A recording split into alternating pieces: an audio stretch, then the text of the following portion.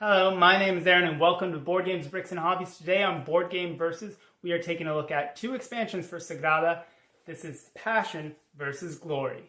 I feel like there's a reference there, but I think I already made it in another video. Anyway, first I'm going to go to the table and show you the components, then we'll come back up top and I'll tell you which one I think is the winner.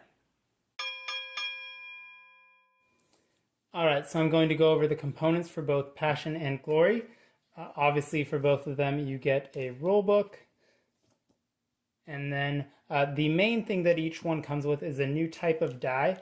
In Passion, you get the clear rare glass dice. And then in Glory, you get the kind of grayish strife dice. They each come with their own respective boards. So there's 6 of these total. And these dictate the placement restrictions for those dice. So this tells you how you can play those, and this tells you how you can play the strife dice.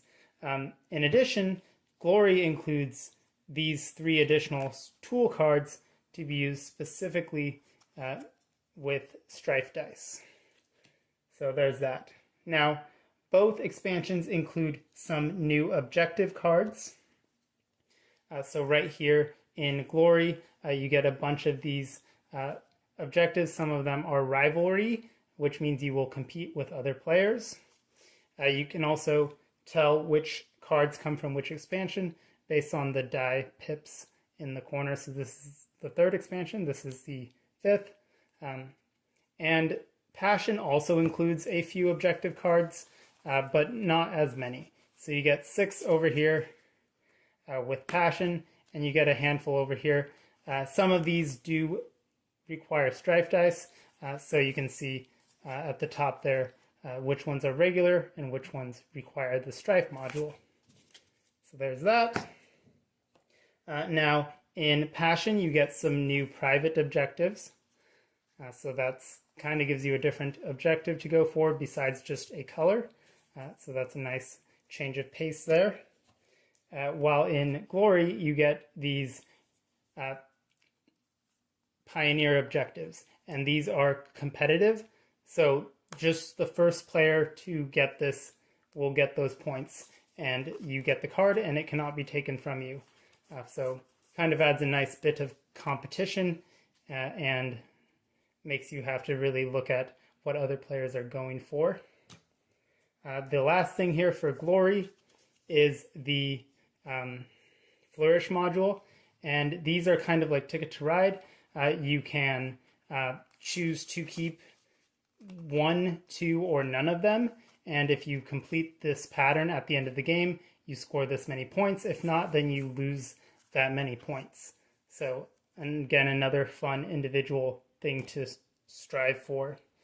The last thing over here in Passion are the kind of one-time powers. These are specific individual player powers. And so you get one of these at the start of the game, and it lets you kind of break a rule of sorts and do that. So there's that. Let's get back up top, and I'll tell you which I think is better. Alright, so while I think both expansions are good, I think ultimately my decision here comes down to content. And Glory just has more content. 42 cards versus the 19 that are included in Passion.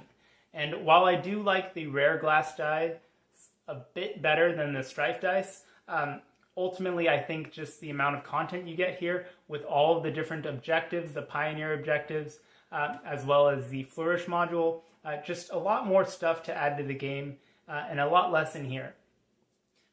If this had come with maybe 6 more player power cards, I think it would have been a better deal. Because I do think those individual player powers are cool, but there's just not enough of them.